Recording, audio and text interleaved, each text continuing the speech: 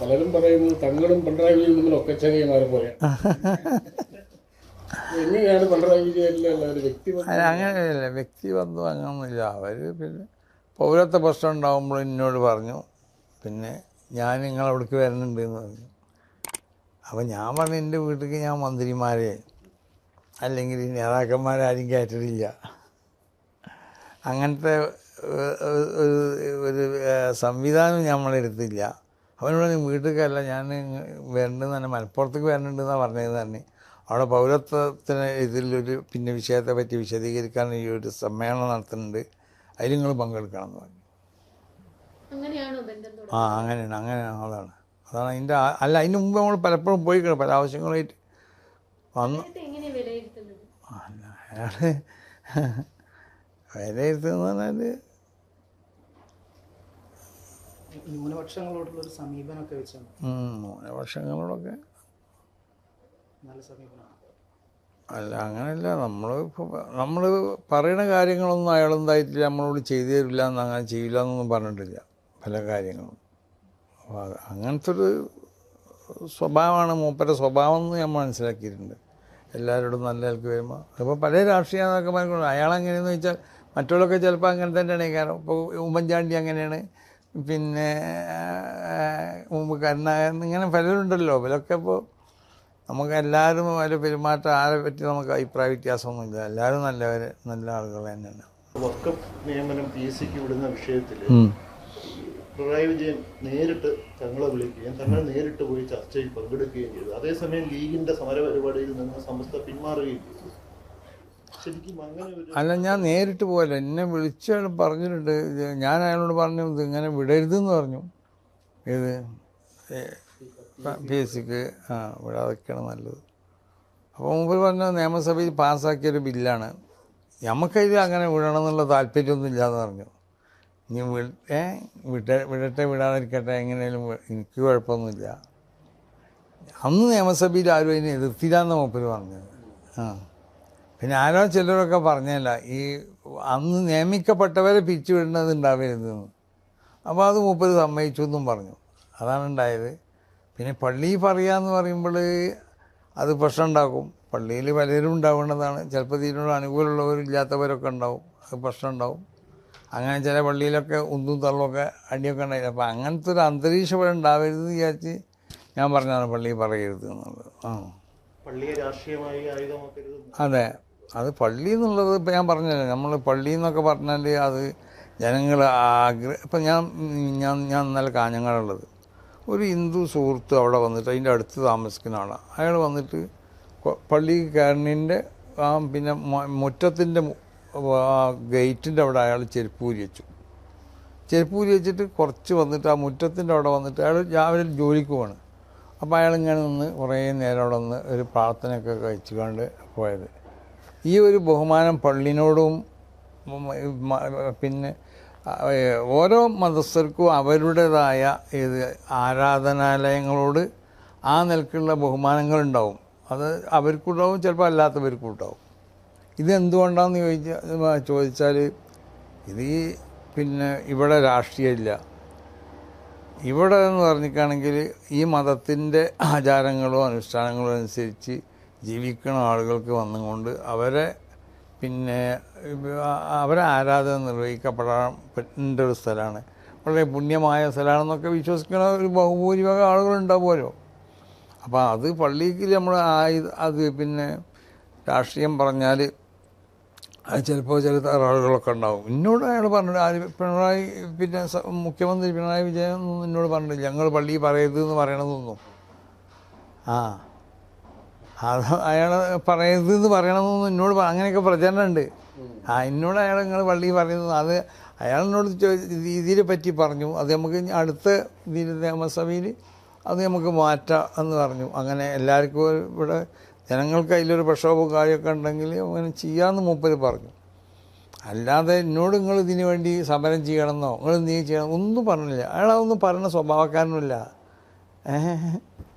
അത്ര ഞാൻ പോയിട്ടില്ല, ഇല്ല, ഞാൻ ആറും പറഞ്ഞേച്ച്. മൂപ്പര് അത്ര ഒരു അതൊക്കെ ചെറിയ ആളുകളുടെ സ്വഭാവമല്ലേ, അത്ര ചെറിയ മനുഷ്യനെൻ്റെ മൂപ്പര്.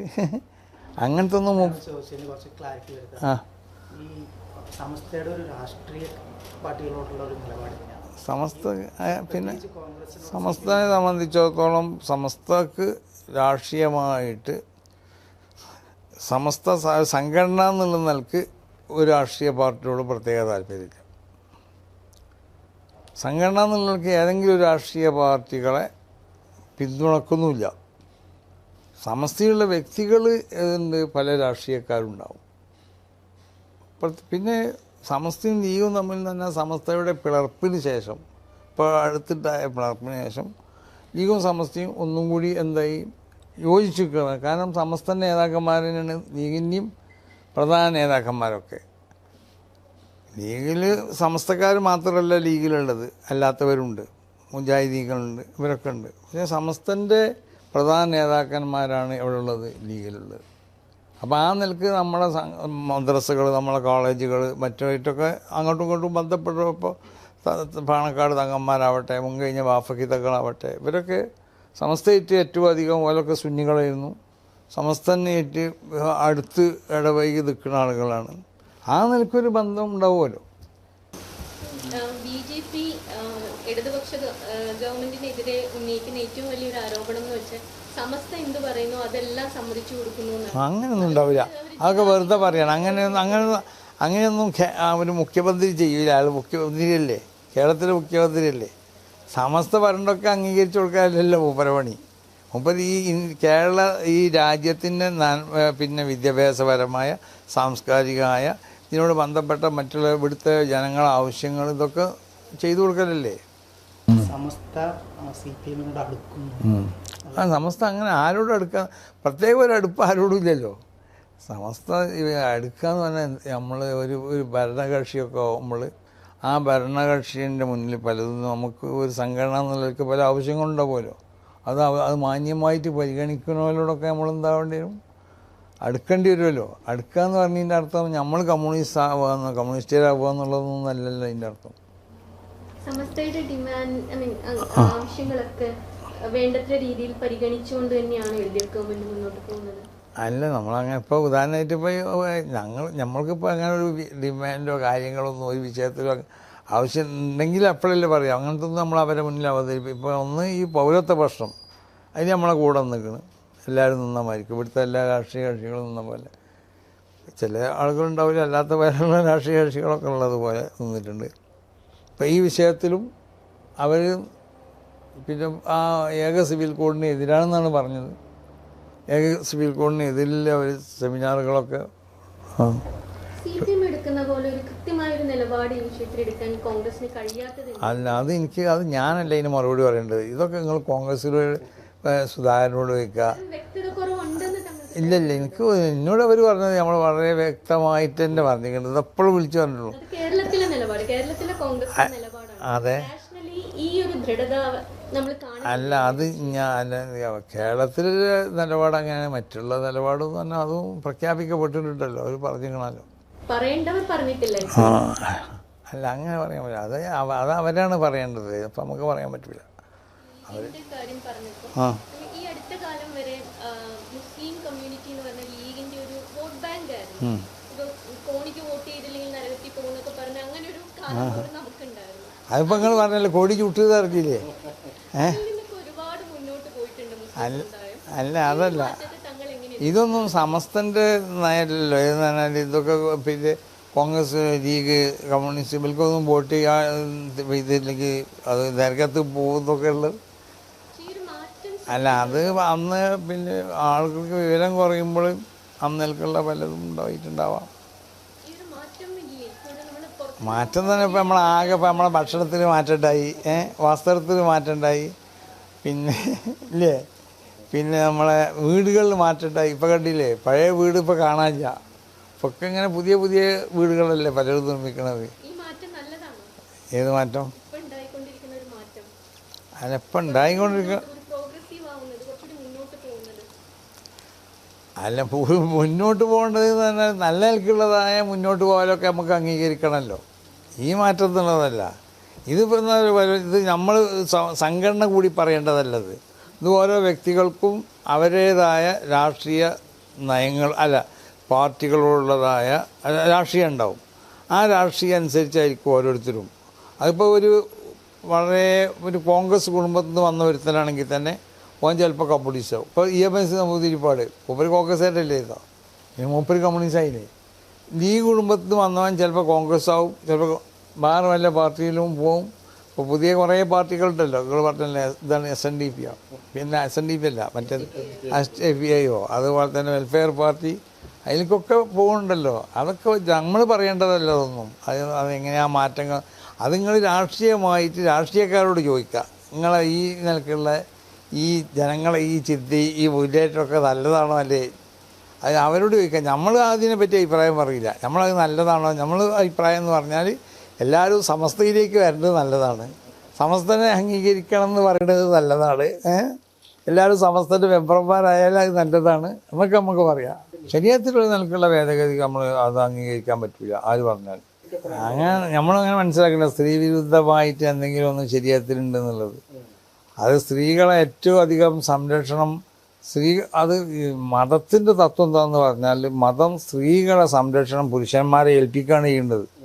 വിശുദ്ധ ഖുർആൻ്റെ പ്രഖ്യാപനം അങ്ങനെ അൽരിജാലു ഖവ്വാമൂന അലൻ നിസാ, സ്ത്രീകളെ കാര്യങ്ങൾ പൂർണ്ണമായി ശ്രദ്ധിച്ച് ആ സ്ത്രീനെ എന്താക്കണം എന്നറിയോ, പളുങ്ക് പാത്രം പോലെ നമ്മളെന്താക്കി കൊണ്ടു കിടന്ന് അവൾക്ക് ആവശ്യമുള്ള എല്ലാ സംഗതികളും ചെയ്തു കൊടുത്ത് അവളെ എല്ലാ നിലക്കുള്ള സംരക്ഷണം ചെയ്ത് അവൾക്ക് എതിരിൽ വരുന്നതായ എന്തെല്ലാം ദുശക്തികൾക്കുണ്ടോ അതിൻ്റെ ഇതിൽ പ്രതിരോധിച്ചു കൊണ്ടിട്ട് അവൾക്കുള്ള എല്ലാ സംരക്ഷണ കവചവും പുരുഷന്മാരത് ഏറ്റെടുക്കണം എന്നുള്ള കൽപ്പനയാണുള്ളത്. അങ്ങനെ ഏറ്റെടുക്കണം എന്ന് കൽപ്പന ഉള്ളത് ഉണ്ടായിരുന്നല്ലോ. പിന്നെ ഇപ്പോൾ നിങ്ങൾ പറയാൻ പോണത് ഇതാണ്, അനന്തരാവകാശത്തിൽ പെണ്ണിന് കുറവുണ്ട് എന്നൊക്കെയാണ്. അത് ഏറ്റെടുക്കേണ്ടവരാരാണ്? ആണത് ചെയ്തുകൊണ്ടിരിക്കുന്നത്. അപ്പോൾ അതുകൊണ്ട് എന്താക്കി എല്ലായിടത്തും അല്ലത് ഒരു ഭർത്താവിൻ്റെ സ്വത്ത് ഇട്ട് കൊടുത്തൊന്നുമല്ല, വാപ്പൻ്റെ സ്വത്ത് ഓരിയൊക്കെ കൊടുത്ത് ആൺകുട്ടികളും പെൺകുട്ടികളും ഉണ്ടാകുമ്പോൾ എന്താ ചെയ്യേണ്ടതെന്ന് പറഞ്ഞ് അവിടെ ആണിൻ്റെ പിന്നെ പെണ്ണിൻ്റെ 2 ഇരട്ടിയാണ് ആർക്ക് കൊടുക്കേണ്ടത്, ആണിന് കൊടുക്കേണ്ടത്. കാരണം അത് ഇന്നൽക്കുള്ള പല സാമ്പത്തികമാവുന്ന കുറേ കാര്യങ്ങൾ പുരുഷന്മാരെ ശരിയാത്തി ഏൽപ്പിച്ചിട്ടുണ്ട്. അല്ല അതിപ്പോൾ ജനങ്ങളിപ്പോൾ നിസ്കരിക്കലുണ്ടോയെന്ന് ചോദിച്ചാൽ നമ്മൾ പറഞ്ഞിട്ടല്ലോ, നിസ്കരിക്കണം എന്നുള്ളത് നിർബന്ധമാണ്. ജനങ്ങൾ നിസ്കരിക്കുന്നുണ്ടോ, കള്ളുടിക്കാൻ പാടില്ല എന്ന് നിർബന്ധമാണ്, വ്യഭിചരിക്കാൻ പാടില്ല എന്ന് നിർബന്ധമാണ്. ജനങ്ങൾ നടന്ന് വ്യഭിചരിക്കണ്, ജനങ്ങൾ കള്ളുടിക്കണ്. ഇപ്പോൾ ഒന്നാമത്തെ മയക്കുമരുന്നിൻ്റെ ലോകമല്ലേ ഇപ്പോൾ ഉള്ളത്. പിന്നെ ചൂതാട്ടം, ഒള്ളിയപ്പൊക്കെ ഇപ്പോൾ ഉണ്ടല്ലോ ഉഷാറായിട്ട്. ഇതൊക്കെ എല്ലാവരും അങ്ങോട്ടും ഇപ്പോൾ നമുക്ക് ഒരാളെ കൊല്ലുക എന്ന് പറഞ്ഞാൽ നമുക്കൊന്ന് മനസ്സിൽ ഞാനൊരു കോയിന് വരെ ഇറക്കൂല, എനിക്ക് ആ രക്തം കാണാൻ തന്നെ കഴിയില്ല, അത്രയും മനസ്സ് അത്ര ഇതാണ്. അപ്പോൾ എങ്ങനെ ഇതൊക്കെ സംഭവിക്കുന്നതാണ് ഇപ്പോൾ നമ്മൾ ആലോചിക്കുന്നത്, ഈ ജനങ്ങൾ അങ്ങോട്ടും ഇങ്ങോട്ടും കൊല്ലുന്നത്. പിന്നെ ഈ കൽപ്പനകൾക്കൊന്നും വിധേയമായി കൊണ്ട് എല്ലാവരും നടക്കുകയാണെങ്കിൽ ഇവിടെ ഒന്നും ഉണ്ടാവില്ലല്ലോ, ഒരു പ്രശ്നവും ഉണ്ടാവില്ല. ഇവിടെ പലരും ഇപ്പോൾ മുസ്ലിം എന്നുള്ള പേരുണ്ടാവും, മുസ്ലിം കുടുംബത്തിൽ ജനിച്ചവനായിരിക്കും, ഓനെ ഒരു മുസ്ലിം ആവാൻ ആവശ്യമാവുന്ന ഒരു പ്രധാനപ്പെട്ട ചില വാക്കുകൾ ഘടകമുണ്ട്, അത് ഓൻ ചെയ്തിട്ടുണ്ടാവും. പക്ഷെ ഓൻ ഇന്ന് കാണപ്പെടുന്ന ഒന്നൊരു മുസ്ലിം ഇന്ന് കാണപ്പെടുന്നതാവില്ല.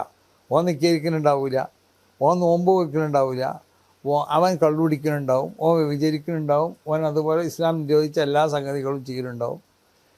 എന്നിട്ട് അപ്പോൾ നമ്മൾ അവനെ കൊണ്ട് ഇസ്ലാമിനെ വിലയിരുത്താൻ പറ്റില്ല. അപ്പോൾ ഇസ്ലാം എങ്ങനെയാണെന്നുള്ളത് നമ്മൾ വിലയിരുത്തേണ്ടത് ഇസ്ലാമിൻ്റെ നിയമങ്ങളൊക്കെ പൂർണ്ണമായും കൊണ്ട് അനുസരിച്ച് ജീവിക്കുന്ന ആളുകളുണ്ടാവും, അവരെ കൂടിയാണ് നമ്മൾ ഇസ്ലാമിനെ വിലയിരുത്തേണ്ടത്. ശരീഅത്ത് ഭേദഗതി വരുത്തണമെന്ന് പറയുന്ന കമ്മ്യൂണിസ്റ്റുകാരുമായിട്ട് സഹകരിക്കാൻ പറ്റുമെന്നുള്ളതാണ്. അത് ആരെങ്കിലും ശരീഅത്ത് ഭേദഗതി വരുത്തണമെന്ന് പറഞ്ഞാൽ ഇപ്പോൾ നമ്മൾ കമ്മ്യൂണിസ്റ്റുകാർ സഹകരിക്കുന്നതിനാൽ അവർ ഈ ഏക സിവിൽ കോഡിന് എതിരാണ്, അതുകൊണ്ട് പോലെയിട്ട് സഹകരിക്കുന്നത്.